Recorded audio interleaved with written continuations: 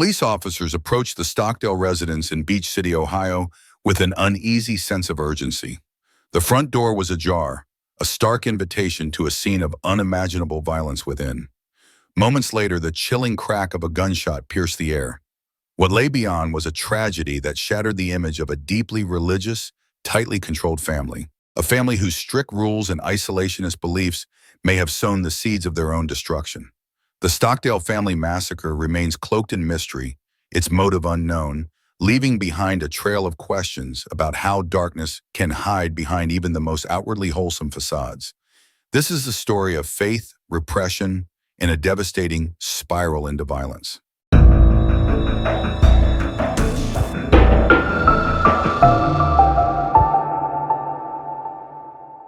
The Stockdale family comprised parents Tim and Kathy and their 4 sons, Calvin, Charles, Jacob, and James. Deeply committed to their Christian faith, Tim and Kathy chose to raise their children away from the perceived negative influences of modern society. This decision led them to move to a secluded farm in Beach City, Ohio, with the purpose of immersing their sons in a controlled environment that reinforced strict religious and moral values. Kathy Stockdale was known for maintaining an extremely regimented household, establishing a set of strict rules that governed every aspect of her sons' lives. From the moment they woke up, their schedules were carefully structured, with little room for deviation. They were homeschooled, performed numerous chores around the farm and house, and had to follow precise routines. Kathy's system of control was enforced through a strict system of rewards and punishments. For example, small privileges, such as listening to an approved radio show, had to be earned through obedience and hard work, while failure to comply with her rules often led to penalties. The boys were largely isolated from the outside world, forbidden from watching television, playing video games, or making friends outside of the family. Even dating was prohibited, as Kathy feared it could lead to unwanted physical relationships or emotional entanglements. The goal of such restrictions was to shield the children from what their parents believed were harmful influences and to ensure their moral upbringing.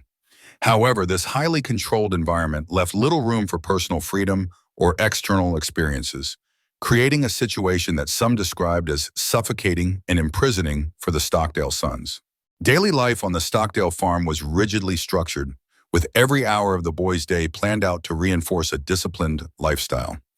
Each morning, the boys awoke to a precise schedule, which included assigned chores around the farm and homeschooling sessions with their mother, Kathy. Their education was deeply rooted in religious teachings, with limited focus on secular topics or mainstream education. Isolated from the typical experiences of children their age, they rarely interacted with anyone outside the family, as friendships and exposure to popular culture were strongly discouraged. Music became one of the few creative outlets available to the Stockdale children, providing both a shared family activity and a break from their otherwise monotonous routines. Tim and Kathy, both avid fans of bluegrass, instilled a love for the genre in their sons from an early age. This shared passion led to the formation of the Stockdale Family Band, where each family member played a distinct role in performances across the state. Jacob, who displayed exceptional skill with the fiddle, quickly gained recognition and became an integral part of the group. Jacob's talent went beyond family performances, as he achieved acclaim for his fiddle-playing abilities throughout Ohio. Starting at just 7 years old, he quickly progressed, eventually earning the title of Ohio State Grand Fiddle Champion in 2012. His musical success brought a sense of accomplishment to the family, though it remained firmly rooted within the confines of the Stockdale household and the band's carefully managed image. For the Stockdale boys, bluegrass music was not just a hobby, but an important family duty, and one of the few expressions of joy permitted in their sheltered lives. In 2008, the Stockdale family stepped into the national spotlight when they participated in the reality television show Wife Swap. The premise of the show involves swapping the mother or wife from 2 vastly different households for a set period, with the goal of contrasting lifestyles, values, and family dynamics for dramatic effect. The Stockdales, known for their deeply conservative and religious lifestyle, were matched with the Tonkovich family from Illinois, a household that represented the polar opposite of the Stockdales' strict and regimented existence. The Tonkovich family, led by Lori Tonkovich, embraced a relaxed and permissive approach to parenting. In contrast to the Stockdale children's rigid structure, The Tonkovich children were allowed to make their own decisions, wake up when they wanted, eat fast food, and enjoy unrestricted freedom in their daily activities. This stark contrast was central to the show's premise, highlighting how two families with such vastly different values would adapt to their temporary new environment. Upon arriving at the Stockdale home, Lori Tonkovich was immediately struck by the harshness of the family's rules and the isolation imposed on the boys, Calvin, Charles, Jacob, and James. She quickly realized that the Stockdale boys had virtually no exposure to modern entertainment or social experiences. Television, video games, and socializing with peers outside the family were strictly forbidden. The boys followed a stringent schedule, performing household chores and adhering to their mother Kathy's rules, which were reinforced by a reward and punishment system that tightly controlled their behavior. During her time with the family, Lori attempted to introduce the boys to a more typical teenage experience by loosening some of their restrictions. She set up cable television, brought a video game console into the home, and encouraged the boys to engage with the new forms of entertainment. The boys' reactions varied. While some were curious, their responses were tinged with hesitation and guilt. Jacob, in particular, reacted strongly to the changes. When encouraged to watch television, he became overwhelmed with fear, broke down in tears, and fled outside, fearing eternal damnation for engaging in what he had been taught was sinful behavior. This moment revealed the depth of the boys' conditioning and their internalized belief that deviation from strict rules would lead to severe moral consequences. Lori's interactions with the Stockdale boys highlighted both the oppressive nature of their upbringing and the stark contrast between the families. She grew emotional upon witnessing their restricted lives and expressed a desire to show them alternative ways of living. Her efforts, however, faced resistance from Kathy and Tim Stockdale, who were unwavering in their beliefs and quickly reverted to their established routines upon the show's conclusion. While Wife Swap was intended to entertain and provoke thought about differing lifestyles, its impact on the Stockdale family revealed deeper tensions in the restrictive environment in which the boys were raised. The experience ultimately served as a precursor to the tragic events that would unfold years later, leaving viewers and those who knew the family to question how much this brief exposure to a different life affected Jacob and his siblings. After their appearance on Wife Swap, the Stockdale family's daily life appeared to return to its original structure, with no substantial changes to their strict and controlled routine.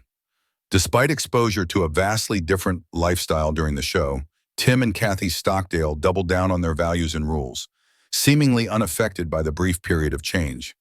The experience highlighted the rigidity of the Stockdales' beliefs, and any temporary relaxation of their rules quickly vanished once the cameras were gone and normalcy returned.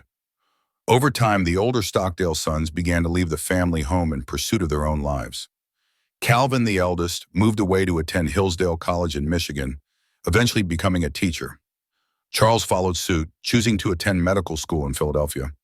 Their decisions to leave the family farm and settle far from home suggested a strong desire to distance themselves from the restrictive environment they had grown up in. While Calvin and Charles sought independence and freedom, Jacob and James remained at home with their parents. Jacob, in particular, continued his involvement with the Stockdale family band, which had become a key aspect of the family's public life and one of the few creative outlets permitted. As a talented fiddle player, Jacob had gained recognition for his musical abilities, and his continued participation in the band demonstrated his commitment to the family's shared passion. However, his decision to remain at home, even into his mid-20s, raised questions. Unlike his older brothers, who sought independence, Jacob stayed in the familiar environment that, while oppressive, may have represented stability or a sense of duty. Speculation abounds as to why Jacob did not leave the family home. Some believe he felt a deep sense of loyalty to his parents and their values, while others suggest that he struggled with adapting to life outside of the structured, insulated world he had always known. The possibility that Jacob was grappling with mental health issues further complicates this narrative. Whatever the reasons, his continued presence within the Stockdale household set the stage for the tragic events that would later unfold. As years of isolation, strict control, and unrelenting expectations may have played a significant role in the tensions that ultimately erupted. On June 15, 2017, a horrific tragedy unfolded at the Stockdale family home in Beach City, Ohio. The events leading up to that day remained shrouded in mystery, but the outcome was both shocking and deeply tragic. It was a seemingly ordinary afternoon when, at approximately 4:36 p.m., Stark County Police received a 911 call originating from the Stockdale residence. The call ended abruptly, raising immediate concerns and prompting an emergency response. When officers arrived at the scene, they found the front door slightly ajar, with an eerie silence emanating from within. Moments after they approached, they heard a gunshot, heightening their sense of urgency. Inside the home, the police discovered Jacob Stockdale with a self-inflicted shotgun wound to his head. Though critically injured, he was still alive, and the firearm was found nearby. The scene became even more distressing as officers conducted a further search and discovered the bodies of Kathy Stockdale and her youngest son, James, who had both been fatally shot with the same weapon. The brutal nature of the crime stunned the responding officers and the surrounding community. Jacob was rushed to a local hospital in critical condition. He survived his injuries but suffered severe consequences, including blindness in one eye and significant brain damage. During his recovery, law enforcement and the community were left grappling with questions about his motives and mental state. Why would a young man described as quiet and musically gifted commit such a horrific act? The lack of immediate answers only deepened the tragedy's impact. The reactions from surviving family members reflected the profound grief and complexity of the situation. Calvin Stockdale, Jacob's eldest brother, issued a public statement mourning the loss of his mother and younger brother. He described James as a lively, fun-loving individual with a passion for music and a bright future ahead of him. Tim Stockdale, Jacob's father, spoke of Kathy's dedication as a mother and her deep commitment to her Christian faith, homeschooling, and organic living. Neither statement directly addressed Jacob's role in the murders, emphasizing instead the qualities of the loved ones they lost. In the aftermath of the tragedy, the Stockdale family chose to focus on their faith and memories of Kathy and James. Their statements, while expressing deep sorrow, also suggested a complex mix of grief, compassion, and silence surrounding Jacob's actions. The community was left to wonder about the pressures, isolation, and possible mental health struggles that may have contributed to this devastating act. The events of that day forever changed the Stockdale family, leaving questions about Jacob's state of mind and the tragic culmination of years of rigid control and isolation. The legal proceedings for Jacob Stockdale began in the aftermath of the tragic events on June 15, 2017. After recovering from his self-inflicted injuries, Jacob faced serious legal consequences for the deaths of his mother, Kathy, and younger brother, James. The initial charges were 2 counts of first-degree murder. However, due to his severe injuries, including blindness in one eye and significant brain damage, authorities delayed bringing formal charges until he was deemed medically stable. During the early stages of legal proceedings, questions about Jacob's mental competency emerged. His defense team filed motions to assess whether he was fit to stand trial, citing concerns about his mental state and cognitive capacity following the incident. Jacob was sent to Heartland Behavioral Health Hospital for extensive evaluation. While there, doctors conducted mock trials and legal assessments to determine his understanding of court processes and his ability to participate in his defense. Over the course of more than a year, Jacob's competency was repeatedly evaluated, with doctors eventually deeming him fit to stand trial. Jacob's time in the mental health facility was not without incident. He made 2 escape attempts. The first in November 2019, when he tried to hide behind a stack of books, and the second a few months later, when he attempted to blend in with a crowd leaving the facility. Both attempts failed, but they raised questions about his mental state and intent. Throughout the court proceedings, Jacob's behavior was scrutinized. At one point, during a video appearance in court in September 2020, he refused to respond to the judge's questions. Some speculated that his behavior stemmed from his lifelong unfamiliarity with technology, while others believed it could have been an intentional tactic to bolster his plea of not guilty by reason of insanity. Ultimately, the court found him competent to stand trial based on the evaluations conducted by mental health professionals. In December 2020, a psychologist declared Jacob fit to proceed, paving the way for trial preparations. Legal delays, partly due to the COVID-19 pandemic, further postponed the case. Finally, in April 2021, nearly 4 years after the murders, Jacob Stockdale pleaded guilty to the charges of murder. The court imposed a sentence of 15 years for each count, allowing for the possibility of parole in 2048. This relatively lenient sentence, given the severity of the crimes, was likely influenced by the Stockdale family's appeals for leniency, underscoring their complex feelings of grief and forgiveness. Despite the plea and sentencing, the exact motive behind Jacob's actions remains a subject of speculation, with many lingering questions about his mental state and upbringing. The motives behind Jacob Stockdale's tragic actions remain a subject of intense speculation, as neither Jacob nor the surviving family members have provided clear explanations. Several theories have been proposed to understand what may have led him to commit the murders of his mother and younger brother. One key area of focus is the Stockdale family dynamics and the strict, highly regimented upbringing enforced by Kathy and Tim. The Stockdale children were raised in near total isolation from modern influences, with an unwavering set of rules governing every aspect of their lives. Kathy's strict parenting approach allowed for little personal freedom or exploration, leaving the boys with limited autonomy or social interaction. This rigid environment has led some to suggest that Jacob, as one of the remaining sons still living at home in his mid-20s, may have struggled deeply with feelings of repression, frustration, or suffocation. Another potential contributing factor is mental illness. It has been speculated that Jacob may have inherited or developed a mental health disorder that went unrecognized or untreated due to the family's insular lifestyle and focus on strict discipline.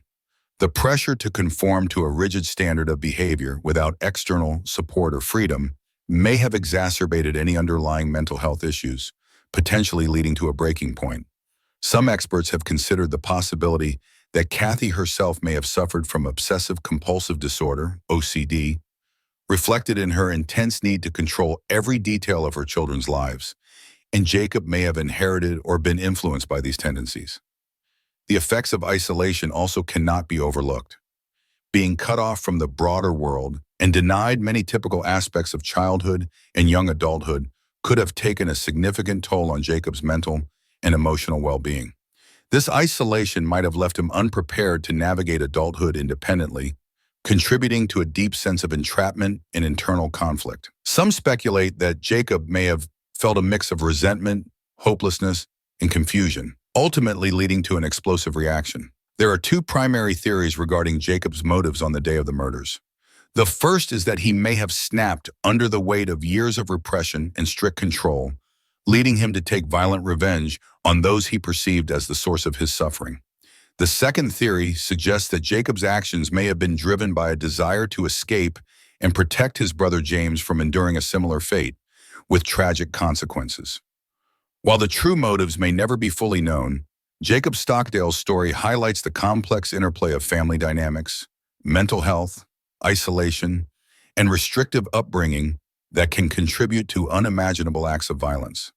This tragic case remains a haunting reminder of the potential dangers lurking beneath the surface of seemingly well-intentioned but oppressive environments. Jacob Stockdale was sentenced to 15 years for each of the 2 counts of first-degree murder following his guilty plea. This relatively lenient sentence for such severe crimes was influenced, in large part, by the Stockdale family's plea for leniency. The surviving family members, including Tim and Jacob's older brother Calvin, appealed to the court on Jacob's behalf, emphasizing the need for compassion and understanding due to Jacob's troubled mental state. Their request highlighted the complexities of grief and love within a family shattered by tragedy. The family's reaction to Jacob's actions was marked by a mix of grief, shock, and a deep commitment to forgiveness, consistent with their strong Christian beliefs.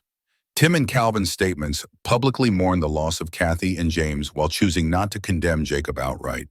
Instead, they focused on the positive qualities of the deceased and avoided extensively addressing Jacob's role, reflecting the difficulty of reconciling their pain with their values of compassion and mercy. This willingness to forgive Jacob, despite his crimes, underscores the family's dedication to their faith, but it also raises questions about the nature of forgiveness in the face of such immense loss.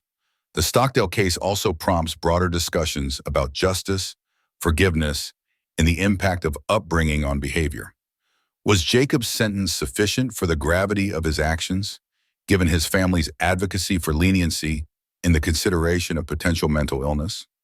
The answer to this question depends largely on one's views about accountability, the influence of upbringing and isolation, and the extent to which individuals should be held responsible for actions stemming from long-term psychological and environmental pressures.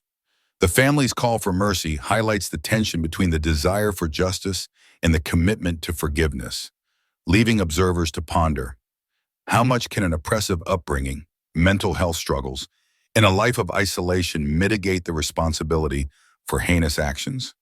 In seeking a path forward, the Stockdale family's response serves as a poignant reminder of both the complexity of human behavior and the power of compassion amid unimaginable pain. The tragic story of the Stockdale family raises difficult and lingering questions. Was Jacob's punishment appropriate given the circumstances surrounding the murders, or should his mental state and upbringing have warranted a different approach? Did the oppressive environment, isolation, and strict control imposed by his parents ultimately play a decisive role in driving Jacob to commit such a heinous act? These questions are complex and challenge us to consider the intersections of accountability, compassion, mental health, and family dynamics. We'd love to hear your thoughts on this deeply unsettling case. Do you believe Jacob's upbringing pushed him to a breaking point? Or was this an unforeseeable act of violence? Was justice served, or should the courts have taken a different approach? Please share your insights, opinions, and reflections in the comments below. If you found this exploration of the Stockdale family case thought-provoking and want to dive deeper into more true crime stories, be sure to like this video and subscribe to our channel for daily updates and detailed case breakdowns. Thank you for watching.